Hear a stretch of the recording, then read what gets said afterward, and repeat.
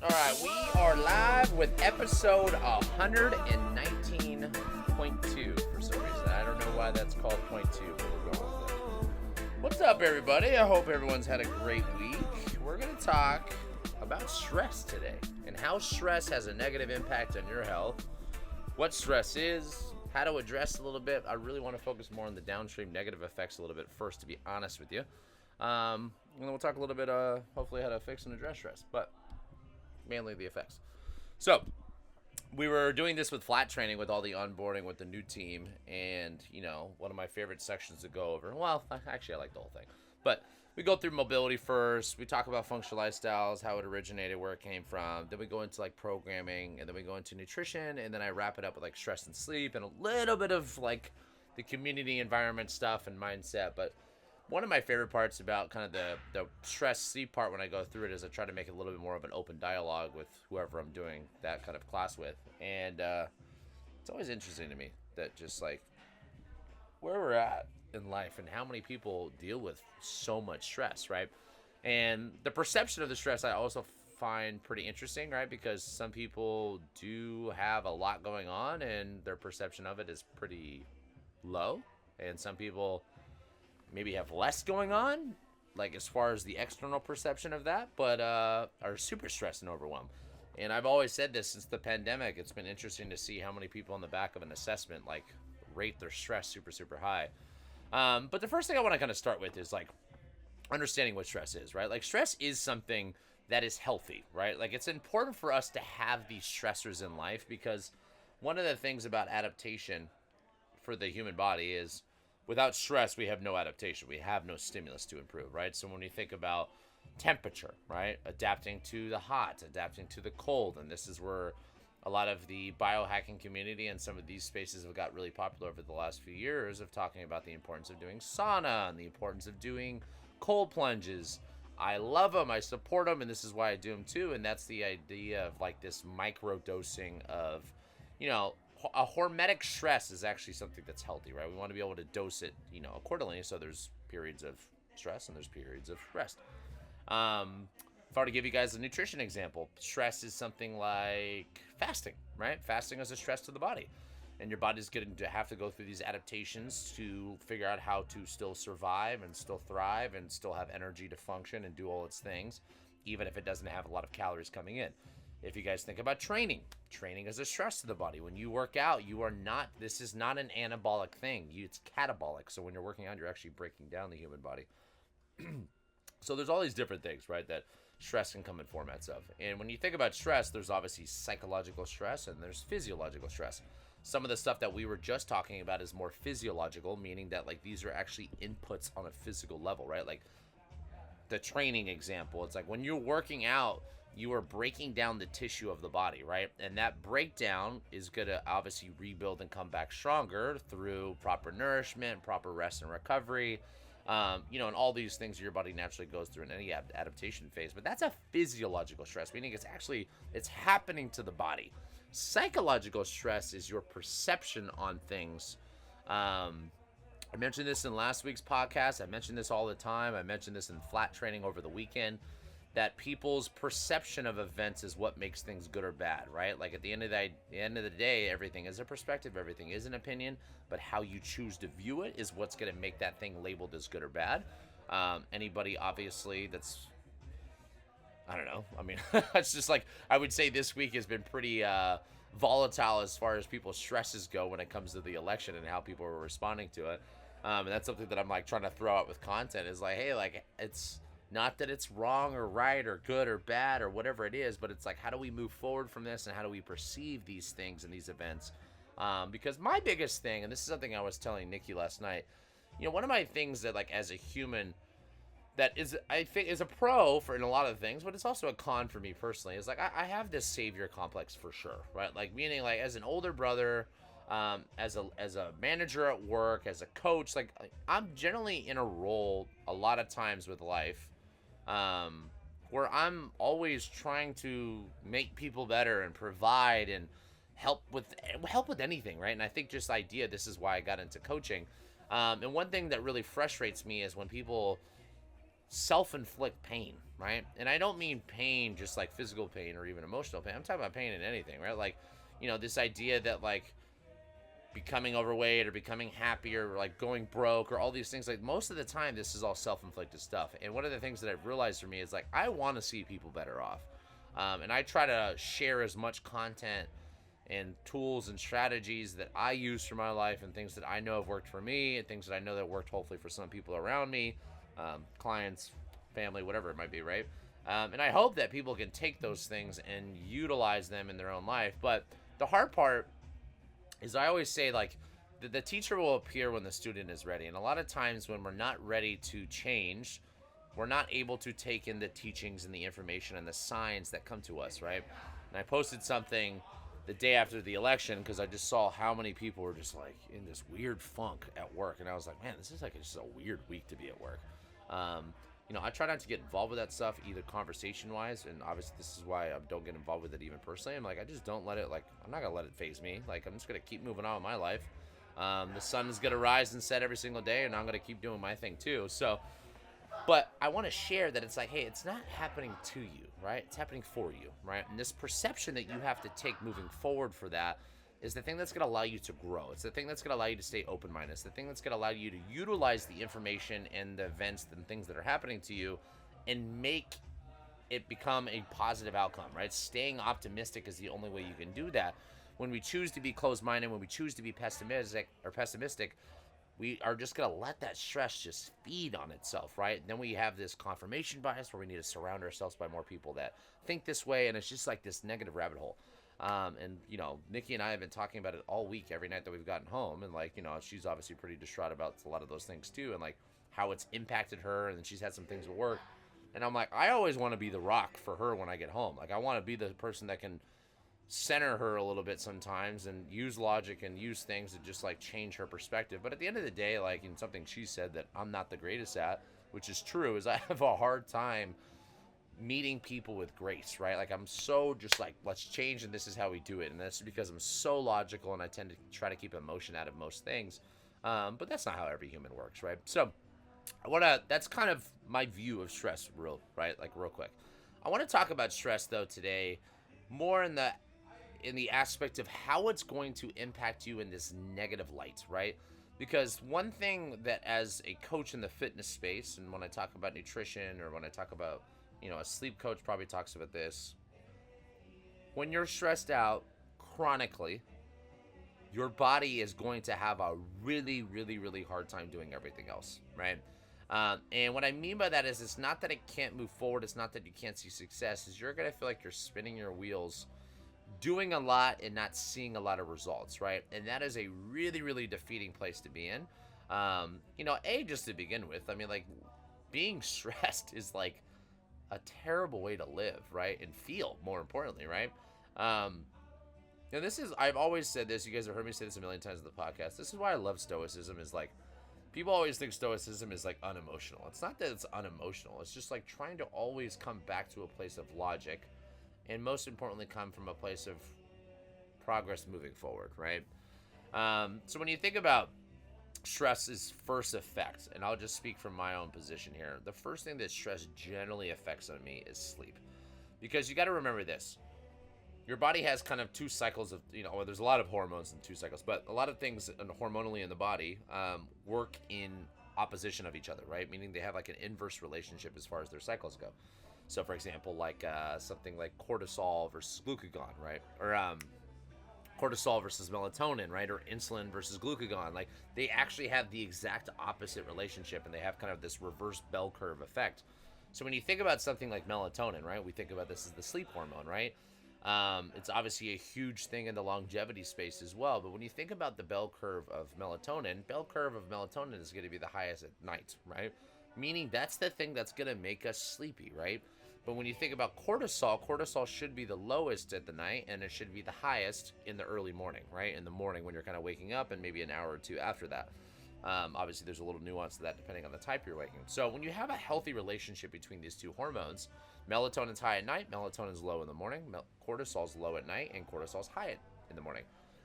What happens when you're stressed is cortisol tends to stay elevated for either most of the day or does a really hard time really recovering down, right? And this is kind of like the effect of most things in life, like blood sugar, for example, too. It's like blood sugar is fine to go up after a meal, after certain things, but I also want it to be able to rebound and recover. And we see that with all hormones, right? Like all things at the end of the day you have to remember are on a circadian rhythm, meaning that they all have this 24-hour clock that they run on, and there's going to be cycles to that. And when you're healthy and all these things run on the same cycle, things function the way they should, right?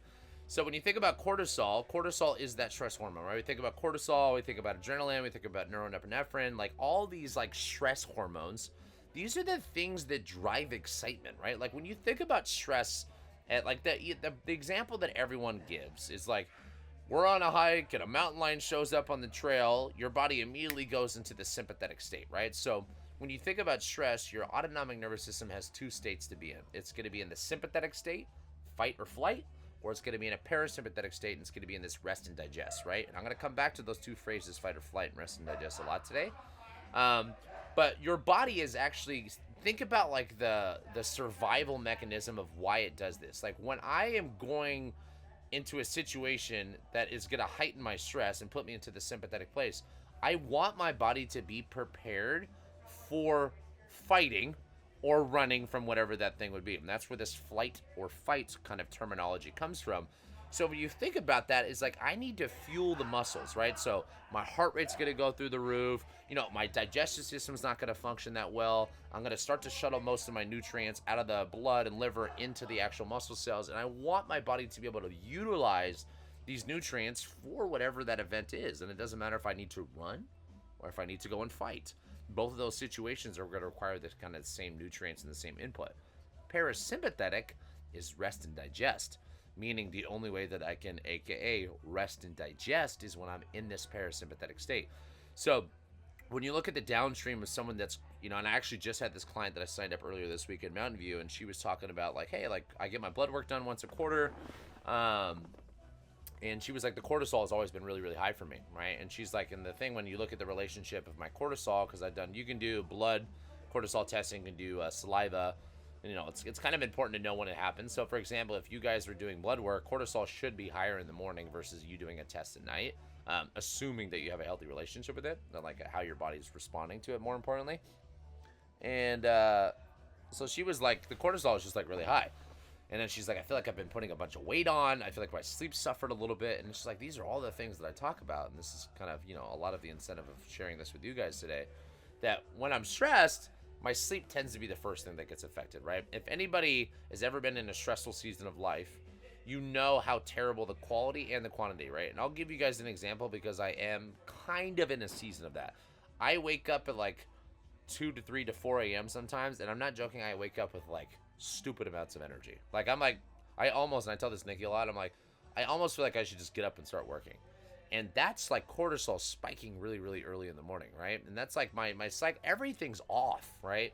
But a lot of that is just because the stress is like, if you can't get the mind to shut down and become into a little bit more restorative and get into this parasympathetic state as far as the autonomic nervous system goes, naturally you're going to be kind of all over the place, right? And then you end up being the person that's having a hard time falling asleep or waking up in the middle of the night and then spending majority of your day tired.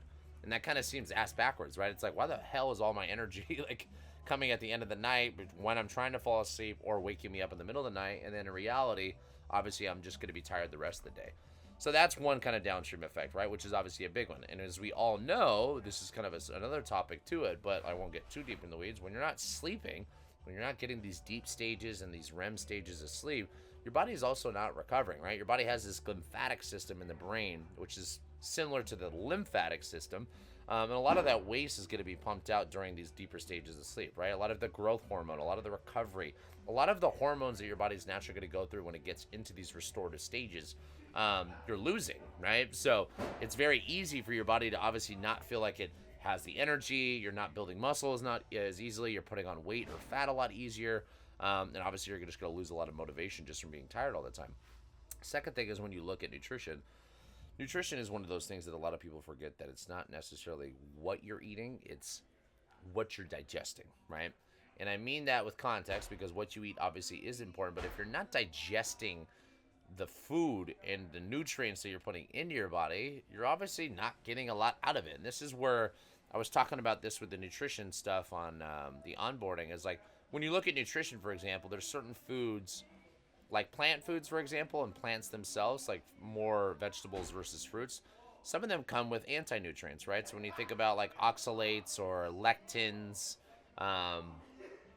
what are the other ones? Phytates, like things like that. These are all things that inhibit the absorption of certain nutrients, right? So let's take oxalates, for example, right? Like high oxalate, what's the word? Whatever. Oxalates, but I'm trying to say the actual real terminology of acid. But those are the things that cause like kidney stones, right? And they inhibit the absorption of iron and things like that. So when you look at certain foods, how you prep them and cook them is actually going to change the absorption rate and the bioavailability of these certain foods, right? So if I think about something like kale and spinach, right? Kale and spinach have really, really high levels of oxalates. But if I cook them down, I remove a lot of them, right? If I think about lectins like tomatoes, right? If you have a lectin sensitivity, removing the skins of tomatoes can help that, right? If you think about phytates with like nuts, like there's ways to prep the food that actually reduces the anti-nutrient level, which is where some of the carnivore space people kind of make this seem a little bit scary for no reason, when in reality it's like, hey, if you prep it right, you'll be okay.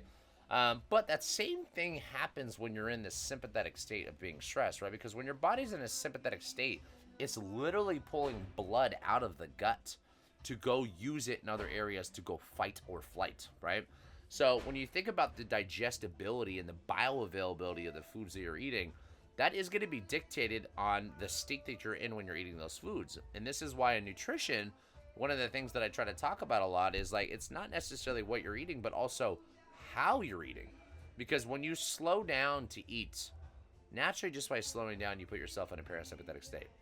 Number two, it's like how you're eating, of like sitting down, relaxing at a dinner table, saying prayer before, taking some time in between your bites, like not eating like my dog, right? Not eating on the go, not eating on the car, not being distracted by other things. Like you want to put yourself in this very relaxed parasympathetic state as you're eating and while you're eating, because that's going to be the thing that allows you to digest a little bit more effectively. But most importantly, is get you into that parasympathetic state that we're talking about.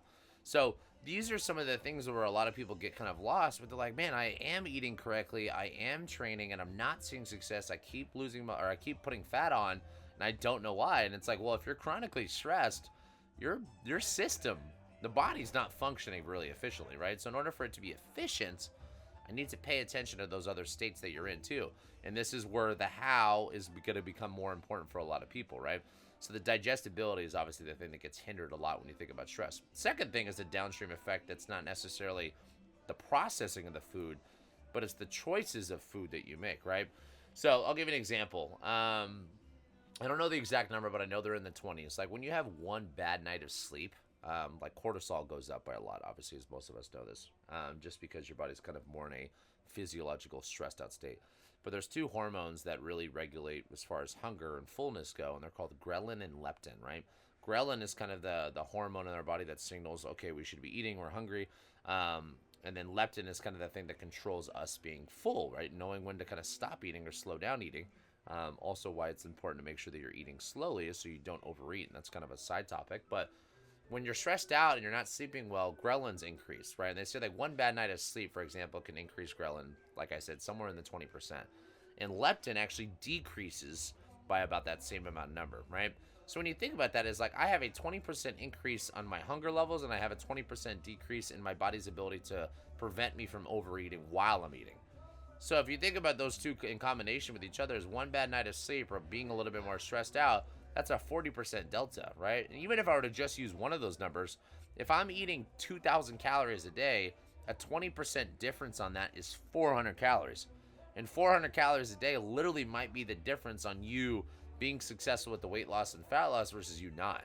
So when you think about the foundational items of what makes nutrition work, it's like, yeah, I need to address making sure that I'm getting good sleep and I'm managing stress really well, or I'm in a good state with those things, because now I'm not fighting against willpower with the type of foods and the cravings I'm getting and just the hormones that are making me kind of think and feel a little bit differently. But also I'm going to improve the digestibility of these foods and actually be able to break them down correctly. But also, when you think about some of the cravings, and I don't know how you guys over this, but if anybody's had a really bad night of sleep or a hangover or a really stressful day, you crave different foods. Some people crave sweet, some people crave salty food, and like it's a very easy thing for you to just like always lose the battle when it comes to willpower. So like there's a lot of downstream effects when it comes to obviously nutrition and most things that people have set up for their goal when they think about improving body composition or building muscle more effectively or losing body fat or weight. Like these are all things that are going to be dictated by like what you're eating, but more importantly like how you're absorbing it and how you're eating and the state your body's in based off the amount of sleep and stress that you're dealing with. Then the next part is going to be kind of the movement and exercise, right? When you think about mobility, right? And I'll just kind of start this conversation with like stretching and foam rolling. One of the things that I always say is the most important thing to making mobility successful is your breath. Breathing is the most important thing in relationship to your level of stress. Meaning when I'm breathing very short and shallow, or I'm breathing more inhale than I am exhale, you're facilitating more of a sympathetic response, right? So think about this. It's like if I were to we're using the mountain lion example again. Like my body is going to naturally start breathing a little bit faster, breathing harder. It's going to spend more time in those kind of states where it's stressed out, and your breathing's going to change. If you think about more of a parasympathetic thing, so if I were to do like a cool down stretch with you guys, where I would do some yoga or restoration type of work, the first thing I'm going to do is like I want you to put more effort into the exhale than you do the inhale. Because think about it. Inhale, very sympathetic. Exhale, very parasympathetic, very relaxing. So when I look at mobility for somebody, posture is going to show us a lot first off the bat, right? So when you guys think about this, if you were to take a big inhale, what is your body doing? It's kind of getting bigger. It's extending at a lot of the joints. It's externally rotating. It's abducting. And you can look at someone's posture where they look like their chest is poked out, their back is in this big overextended position. And a lot of times when we're stressed out, our posture is going to show a more advantageous position and posture towards inhalation. Meaning if my body is in a sympathetic state, I naturally should look like I'm really, really good at inhaling. Inhaling is an extended position. People that have a lot of lower back tightness because their hip flexors are quote unquote tight and their lower back is quote unquote tight, in reality, their pelvis is dumped forward and the rib cage is overextended because that's a more advantageous position to take in really, really good inhales. Versus the other way of exhaling, rib cage drops, pelvis comes back into a posterior tilt. I find a more neutral position for me to be in. And these are all things that are kind of cool about the human body is like your level of stress is going to show through your breathing. The way you breathe is going to show through your posture. Your mobility is also going to be dictated by your breathing and your stress, because if I am really, really tight or hypertonic in a lot of areas, that's because my body is always trying to create stability in certain areas, right? Or overcompensate for the stress or the breathing pattern or posture that I'm in. So if I think a lot of mobility, if I want to have a great effectiveness from my foam rolling or good stretching effectiveness and good return on my time for what I'm doing, I need to make sure that I tell my body through the breath that I am okay, I am relaxed. Because if I get on a foam roller and I start foam rolling my quads and I'm just like super stressed out, like with how my breathing pattern is once again, then it's like very natural for your body to kind of hold on tight to that position. Because your body is always going to hold on to that tension, right? And if you think about, I don't think we talk about this a lot in Western medicine, obviously. This is why it's all fucked up. But Eastern medicine, they talk about a lot that, like how massage and foam rolling is like we store emotion and energy and stress into the tissue in the body. And some people might think that's a little woo-woo. I definitely tend to believe that it's very true, because like how your body moves as far as range of motion, how your body breathes, how your posture looks, are all going to be things that are downstream effects of you being stressed out. So when you look at stress, you're starting to see like, holy shit, like maybe stress is the thing that I need to be solving and fighting for the most, because it's affecting the way I move, it's affecting the way I eat, it's affecting the choices I make, it's affecting my sleep.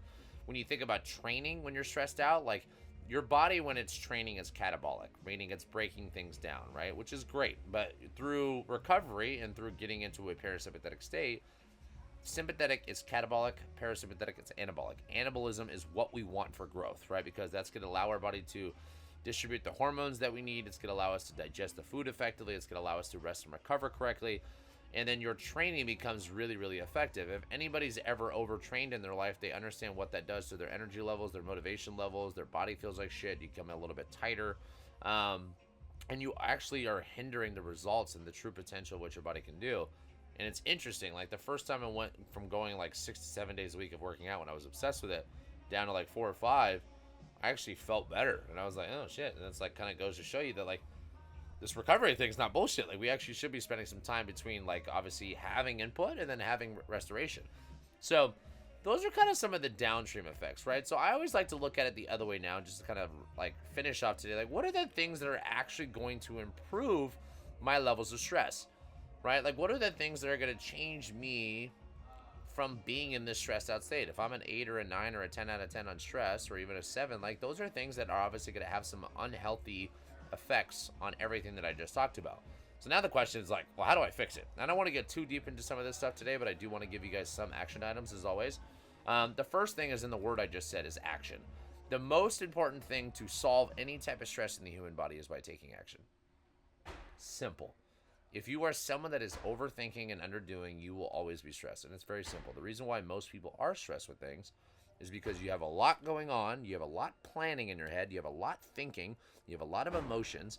But instead of acting on them by doing the work that you need to do, answer the emails, have the tough conversations with certain people around you, share your actual true feelings on things, getting whatever it is, going to the gym, cooking your meals, we spend way too much time up in the real estate of the brain, and we don't spend enough time executing, right? And this comes from the inability of what I was talking about with last week's episode of acting on things and execution and being authentic and speaking your true words and speaking to how you feel on these things and not hiding behind other people's opinions and things like that. These were a lot of people, I think, kind of create their own stress, right? As they kind of get in the way, and that is a debilitating thing because it's much easier to say take action when you are stressed than it is actually do it. Like when you're stressed, it's very debilitating, right? Because all the stuff that I was just talking about over the course of this episode is like, it's gonna just really tank your motivation. Like it's hard to motivate yourself to go do shit when you're stressed out because the only thing you can do is feel like, oh, I can just spend time thinking about this and how I'm gonna go about it. When in reality, we all know that we're gonna feel much better when we actually start to do something. And I call this the spring cleaning effect. You go and clean your house this weekend. Clean the shit out of your house, donate some clothes, do the things that are just going to make you feel good about it. And I guarantee you're just going to feel so much better. Go to the gym, go work out. You're going to feel so much better. Go cook some meals, meal prep, right? Go on a walk. Go have a tough conversation with somebody that's been bothering you. Don't avoid the things that are bothering you. Confront the things. Avoid it. Like avoiding things is a terrible way to do it because all you're doing is just going, save, I'm going to put that in the back of my brain, I'll handle that later. And that procrastination of things is what compounds into these high levels of stress for people. But then there's the other kind of things around it, like, and these are all in relationship to action. Spending more time for yourself to find hobbies, right? Like to do things that give you some joy, because between work and family and life and the things that we have to do for ourselves that we think is just our chores, we don't have a lot of times for play anymore, right? We don't have a lot of time as adults to spend time with your friends and go have some lunch or dinner or drinks and go hang out with your family. And like a lot of these things that we kind of think are not as important as we get older, or maybe even tell ourselves that isn't important, are just things that are just slowly building in your head, right? Like, and I've seen that with like my brother's kind of like that, like, and it kind of annoys me because I want my family to just all get along, and my middle brother doesn't have the best relationship with my family sometimes, and it's like as an older brother, I'm like, fuck, dude, like I want you to have this good relationship with these people. But all these things, right, it comes back from like addressing the community, fixing your environment, fixing your mindset, which means that you need to change the perspective on how you handle every single thing in your life. And these are all things that are going to compound into fixing and addressing stress. Working out, building a routine, having structure, eating better, all the things that I know they're bi-directional, meaning it's like, just because I'm stressed doesn't mean that everything that I was talking about that has a negative effect isn't going to work. It's just not going to work as well. But when you're taking action by going to the gym and cooking and addressing nutrition and, doing the things that are going to help improve your sleep or move more or walk more, these are all things that are going to help kind of contribute to solving stress as well. All right, guys. Well, I'm almost getting up to 30 minutes, and I try to never go past that for you guys. So I will see you guys next week. I hope you guys enjoyed this one. I think this is definitely, especially this week, just judging, and this is me judging off what I've seen this week already from people around me. Don't let stress get in the way of you. Stress is something that's always going to be a part of life, but how you perceive the events that make them stressful, and what I mean by that is makes them quote unquote good or bad, that's determined by you. You always have the power to choose how you feel and who you surround yourself with and what you talk about. And the more authentic you can be, the better your reality is going to be moving forward. So, hope that helps. See you guys next week.